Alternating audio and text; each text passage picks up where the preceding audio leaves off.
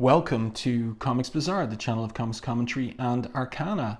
This video features X-Men number 79, cover dated September 1998. This cover is by Steve Skroce, inked by Rob Hunter, and colors by Chris Sotomayor. And it features a tribute to the cover of Uncanny X-Men 170 by Paul Smith, which featured the very first fight between Callisto and Storm over the leadership of the Morlocks. And so in respect of that fight between the pair, we have between them here on this particular cover the teenage girl that they're fighting over in terms of what her future might be, and that is Marrow. So we have there the cover caption, Legacy of the Morlocks, and this is a Morlock-centric story that we get inside this particular issue, with the focus on Marrow as representative of the Morlocks in respect of there being, there's no better way to put it than ugly mutants regarded as monsters by the populace of New York City. So let's open this one up to the first page. There are 23 pages of story and art in this issue, and the opening scene is in Wall Street, the financial district, and it is the graveyard shift. So in the middle of the night, we've got two police officers. It'll turn out we've seen them before in issue 68 of the title during the Operation Zero Tolerance era. And the two men are on patrol and they're superstitious. And one of them has a black cat walk right out in front of him. And then he breaks a cap on this gone off pretzel. The other guy gets splashed with his milkshake. And we're told that they're officially the unluckiest officers in the NYPD. Wasn't always like this though. There was a better time before the monster broke through to them, but we'll get to that later. So this particular issue, the story is told in non-linear fashion. So we've got the present of the story and then there's flashbacks, and we'll get a little bit into that as we go through the issue itself. So the next page we get a splash, and it features of course Marrow, and that scream that we heard on the previous page, it was she who caused it. Title of the story is Little Morlock Lost, and the creator credits are here down the edge of the splash. So the writer is Joe Kelly, guest penciler Germán Garcia. So this is in fact his last issue, if I'm not mistaken, guest penciling the title. Guest inkers John Holdridge, and then I'm trying to remember, Jaime Mendoza and Marlo Alquiza. Color by Liquid, and lettering by Richard Starkins Comic Craft. So that's digital lettering there. So it looks like Marrow's chopped off using one of her bone daggers the hair of this particular woman. These two New Yorkers were kissing and canoodling, and Marrow interrupts because of course she's an incredibly bitter young woman, let's put it that way, and she doesn't like seeing other people happy, in particularly romantically happy, because of her own issues, which we'll get to in the course of going through this particular comic. Blood boils beneath the girl's ragged skin, the pressure of hatred behind her wolven eyes. This is what she wanted tonight: rage, the stink of sweat and fear, in short, an excuse to let much blood. So she's looking around there, or is it? Say it, she says. Mutant, they say to her, remember this night, worms. Next time you spit on someone not like you, I'll be there to cut your lips off. The young girl called Marrow has lived her life following a simple code: to survive in a broken world that hates and fears you. Always give worse than you get. Tonight Marrow got it pretty bad. So now we're going to get into the backstory of why she's in such foul mood. But first of all, someone's going to pay anyone until their misery outscreams her own.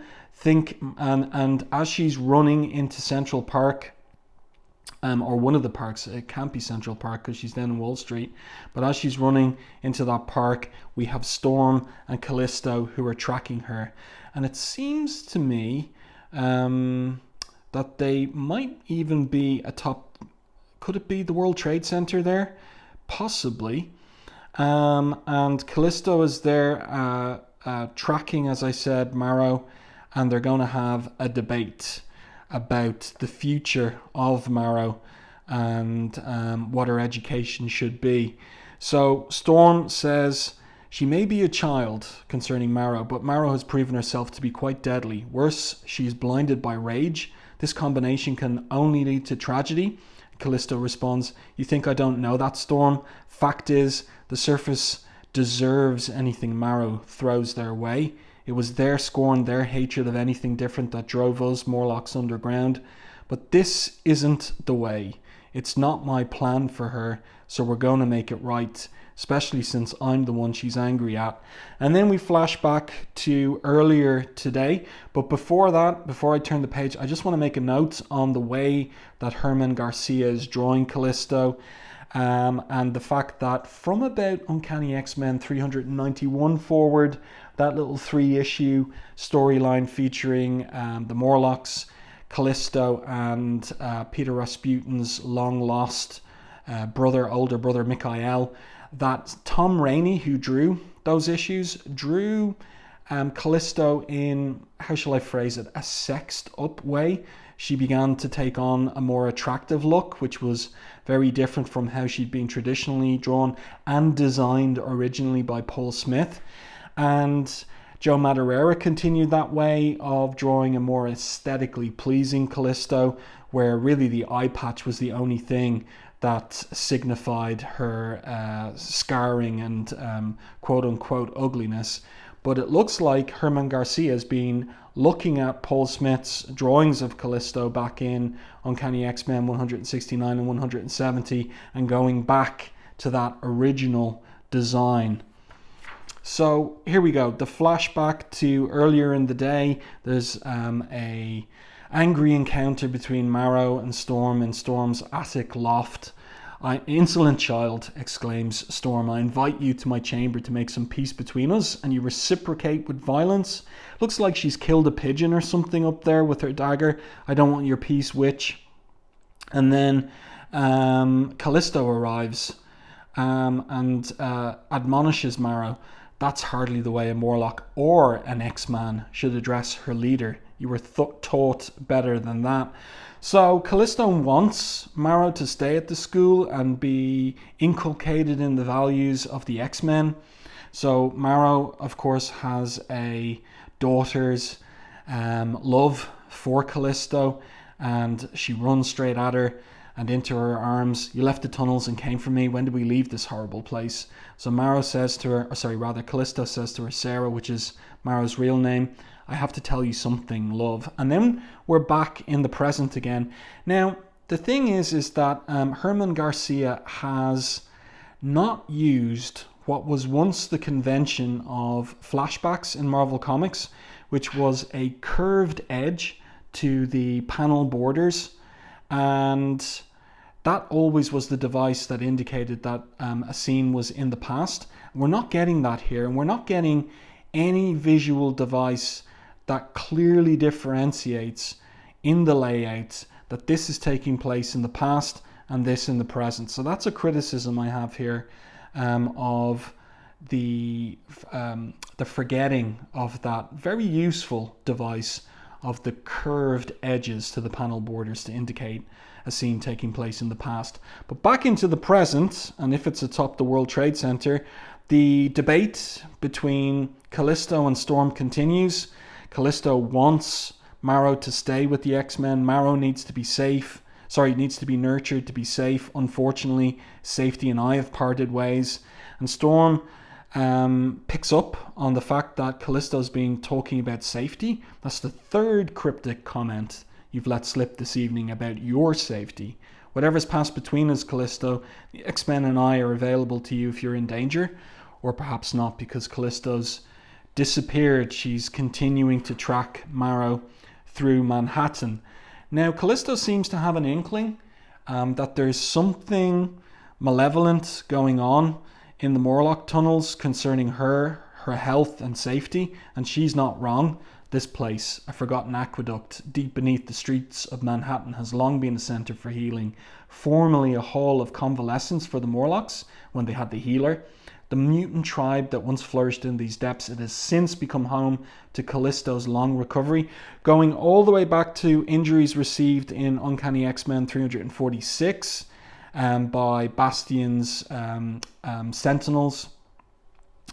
And here we have this figure who is in silhouette and who appeared as a in the guise of, I'm trying to remember who it seemed to Callisto came to her. Can't remember from one of the previous issues, but she hallucinated not the real identity of this particular malevolent figure who's holding this syringe here and saying, and now direct from the Bellevue apothecary, 80 cc's of the best blood juice a mad scientist can mix.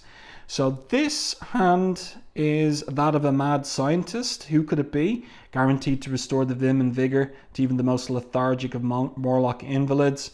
But there's only a rag doll in the bed, and this figure, again, we can't see him in detail, is angered. It's too soon, he exclaims. And then he says more thoughtfully, if this precocious recovery has sullied my plans for your young charge Marrow, bang zoom to the morgue Callisto sooner rather than later.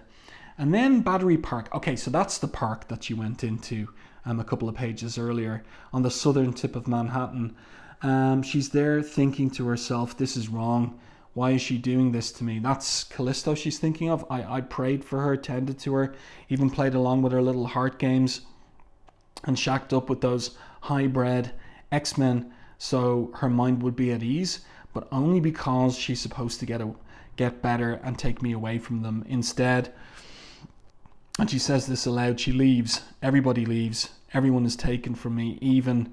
And then she thinks, or rather says, no, not him, not thinking about him. So who's she referring to? Angel? Or could it be another flyer? That is Cannonball. So she sees these joggers running through the park late at night, or could it even be pre-dawn? And then she gives them a scare. Off they run. She's enjoying it. Blood washes away pain. And Cannonball finds her. What the heck are you doing, girl? He says. Let's turn the page. Continue here. And this kind of reveals who it was that she was referencing earlier. By the first one he came. Guthrie came for me. I have to say something. And what will she say? She looks happy on her face, but instead she attacks him. Come closer and I'll dance on your still beating heart and eat your spleen, Cannonball. And then again, there's a little problem with the layout here where naturally we want to read this panel as the next one, but in fact we must go here because this is the reaction shot of those bone daggers just bouncing off his blasting field, which he explains in his dialogue. And he says to her then, now would you mind telling me what you think you're doing out here, young lady? So off she runs into the park. I'm taking something back from the world that was already stolen from me, and I'm taking my due in blood, and no one can stop me, especially not you, even if you try really hard. So she's teasing him. She wants him to follow her. And but Cannonball has an issue of his own. Why did you have to pull this tonight, Marrow? Tonight of all nights? And then he zooms after her. And then we have those two cops again. They're tracking the screams, and they find the couple from earlier, the woman with her hair sliced off, and they explain that they were attacked by a girl with bones coming out of her skin. And the two police officers recognize who that is. The Xavier Institute. The scene switches to the X Mansion. Now it looks like a different time of day there. So it's nighttime here in New York, and the X Mansion is in upstate New York. So how can it be light out? That's a continuity error there. But we'll see on the letters page that there was a rush in putting this issue together, and so there wasn't time to smooth out continuity like that. So in the kitchen we have Maggot and Beast looks like he's making his way through a Chinese takeaway there, as well as that looks like maybe ice cream too. So he's feasting in the kitchen area, and that's an interesting little story decision because Maggot can't eat like a normal human. Instead, he gets his nutrition via eeny and meeny, the techno-organic slugs that live in his stomach. Yeah, it's crazy stuff, isn't it? And so we get a little bit of comedy here. This is a Joe Kelly comic after all, and it looks like Eenie and Meenie have been eating Cecilia Reyes' medical books, and then they went for dessert in her underwear drawer. Little typo there should be a double S. And so the lad, or well, Maggot rather, is snickering about that. She's upset. There's nothing funny about this. B says there as he tucks into the ice cream, no, not unless you process the visual, doctor. Then it's a riot. Okay, so she throws the half-eaten book at Beast. Stars and garters, he exclaims. And Maggot says, too bad there's no one here to teach you how not to throw like a cherry. And Beast kind of says thoughtfully, there isn't, not here. So he's got an idea, but it's not in respect of Cecilia Reyes. Instead, it's in respect of Maggot, and we'll see what that is shortly. Then the scene switches to Lower Manhattan. See the way it's nighttime there. Storm is giving Callisto a lift, and their philosophical discussion on the education of young Marrow continues. And Callisto here says of the people in Wall Street that they exploit their own children, they have no sense of responsibility, and you've picked up the worst of their habits. So Storm drops Callisto onto this moving bus. That is somewhat hypocritical, Callisto, she says, when one considers you are about to abandon your surrogate child on the X-Men's doorstep. So as Callisto lands on the bus, she says, last I heard, Xavier's school was a sanctuary for all those born with that little extra something. Not my words, yours. Fine in theory, says Callisto. But when you get down to it, the X-Men always rescue the Kitty Prydes and the other pretty, complacent mutants. So that's a callback again to the original era of the Morlocks and the stories, including the one where Caliban abducted, or rather, when Kitty Pryde made a promise to Caliban that if he were to aid her, she would marry him. And so the X-Men, of course, went after Kitty Pryde in order to rescue her from that Beauty and the Beast type marriage. And so that's what Callisto is referring to. And how will Storm respond? She says, I've extended my hand to her, Callisto, and she tried to cut it off. Perhaps when all is said and done, she belongs with you. No matter how much we wish to help Sarah, she must first want our help. So now Callisto goes for a weak spot of Storm's. Admit it, Storm, she exclaims. You don't want Marrow around because you already failed once to save her. Was there really no other way than to rip out her heart? So that's a reference to Uncanny X-Men 325.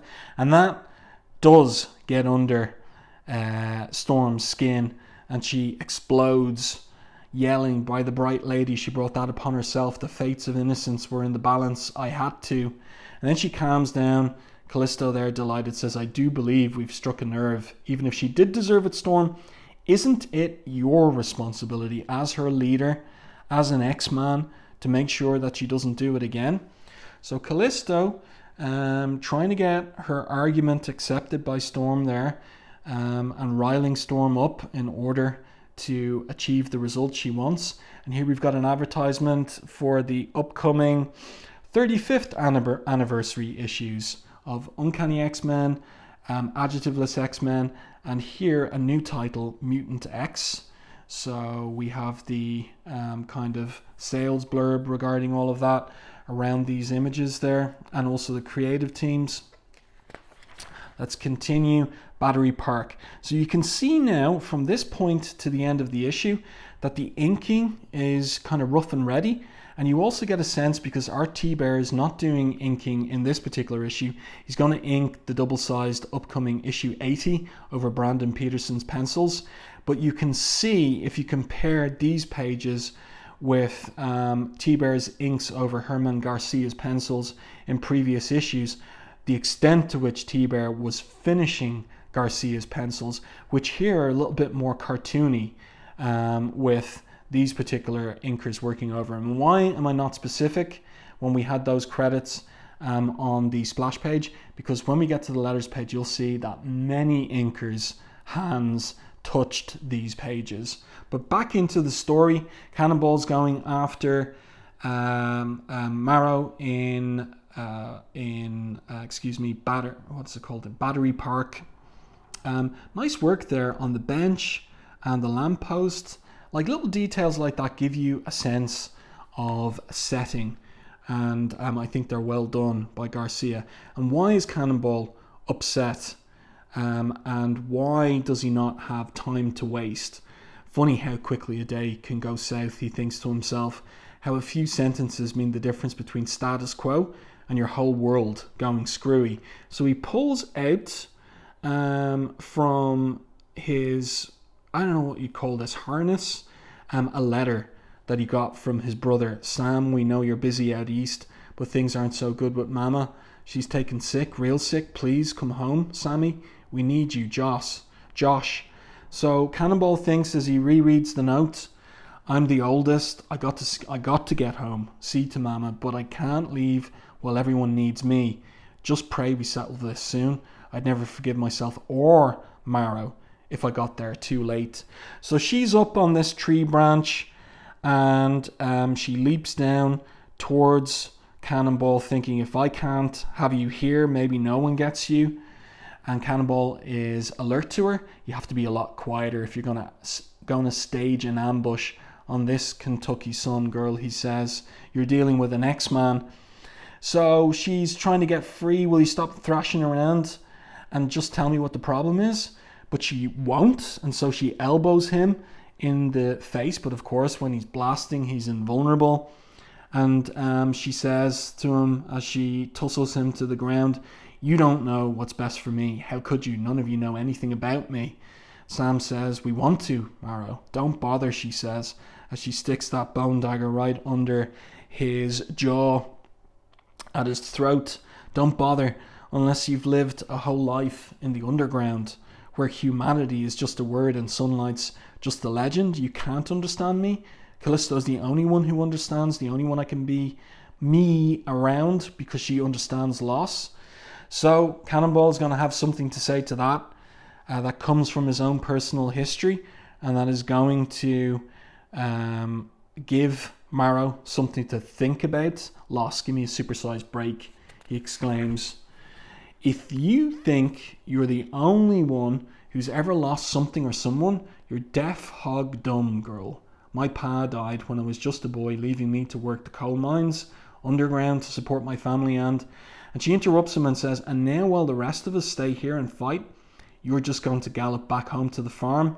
And now he has more information that'll make her stop and sit up. Not for fun, Marrow. My ma's sick, real sick, dying just like Callisto.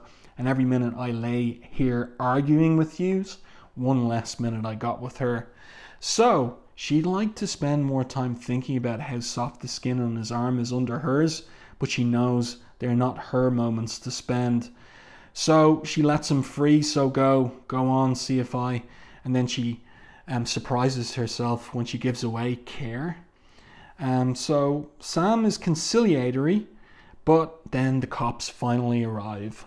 Freeze, and they stammer it out as well. And Marrow recognizes them. Hey, I remember you two, Stakes, from the police station. So again, the references to issue 68 of the title, and you'll find that review in the back catalogue on the channel. Bring me another pair of glasses to break on your face.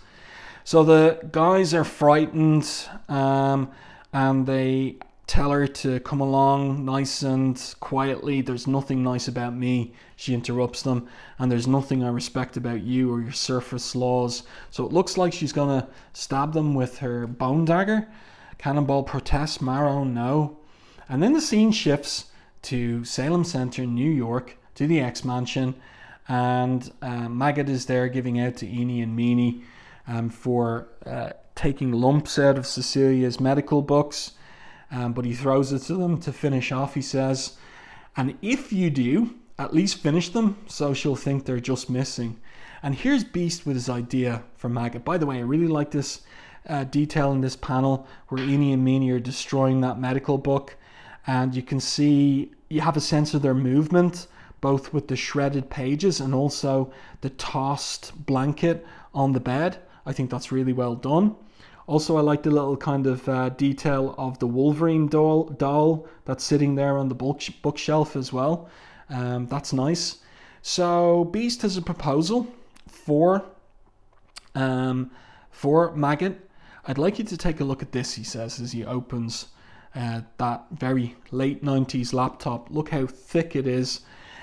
You remind me a lot of myself at your age, says Beast. The humor, the intellect, the superior physical features. Have you considered furthering your education? This is our sister school, the Xavier School for Gifted Youngsters in Massachusetts. So this is a way to get Maggot out of the X Mansion and off to Massachusetts and Generation X. But then back to Battery Park on the southern tip of Manhattan. Marrow leaps onto the bigger of the police officers, and his compatriot there threatens to shoot her, but Cannonball intervenes and says to Marrow, "Are you crazy? These men are just doing their jobs," as he tosses the police officer's handgun. "Why are you acting like this?" "Why? For the joy of the kill," declares the narrative caption, "for the liberation this mayhem will bring. She waits for a feeling she knows won't come. It can't, because she started changing, so she's not going to cut or slit the officer's throat." And then we have another flashback, and it's the reason she's so upset on this night. The minute she walked through the doors to the Xavier Institute weeks ago. Okay, so that narrative caption implies that this is taking place weeks ago, but it's not. It's taking place, it would appear, that particular morning, the morning of the day, the events of which we're witnessing in this comic. But anyway, again, this could go back to the rush to get this comic finished and off to the printers. So Sam is on the phone to his brother Josh after receiving the note, and Marrow's listening in surreptitiously at the top of the stairs, and she's admiring Cannonball. She's in love with him, of course. He's so cute when he talks, so polite, and not just when he talks. He's always polite and nice and clean. If Callisto's going to be leaving me, I should make a new friend, at least one ally against all the self-righteous imbeciles in this house. And if that goes well, maybe more than just a friend.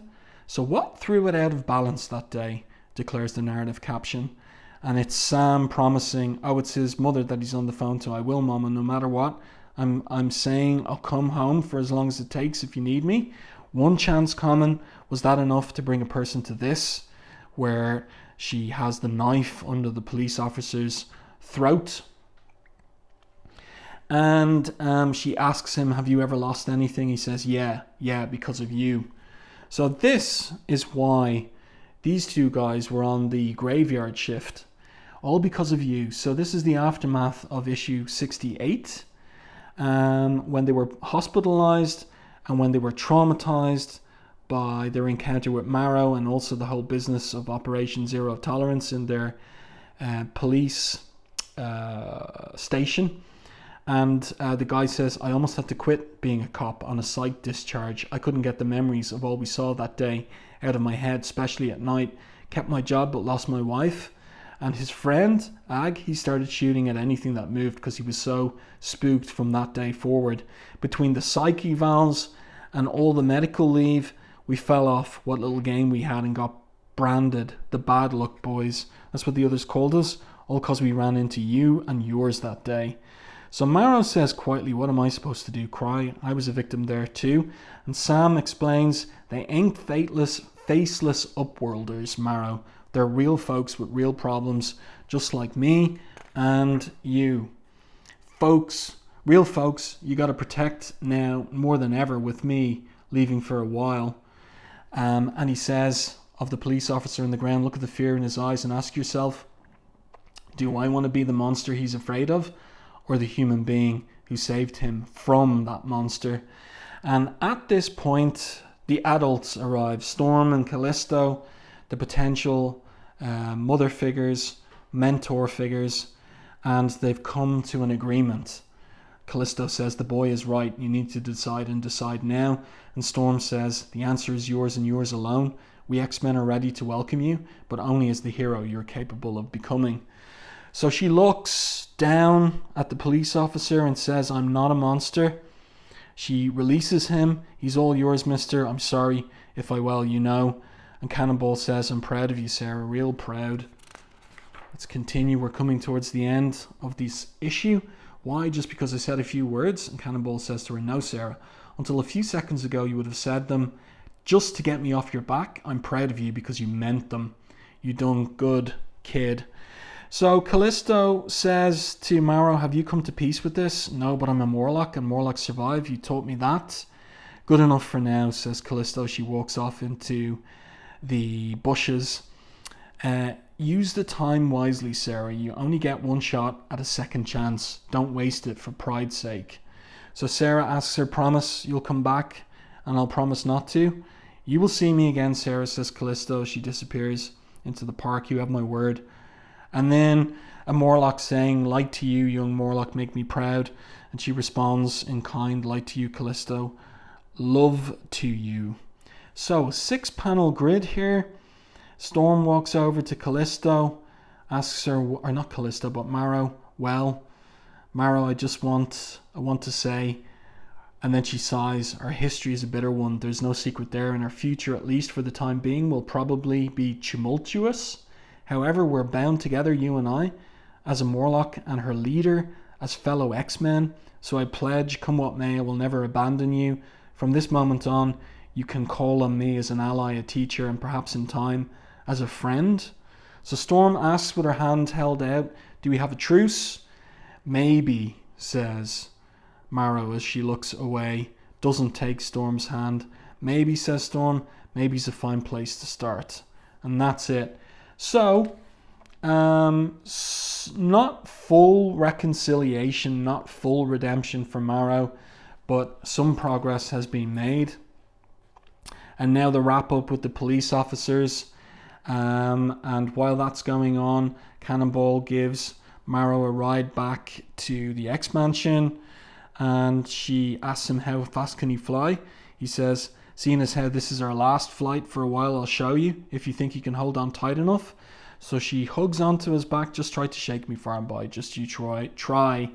While Storm says to the police officers, best to forget everything that happened, everybody go on with their lives.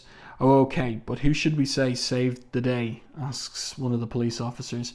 We are the X-Men, friends who protect not only our own children, says Storm, but yours as well. Goodbye, officers, sleep well.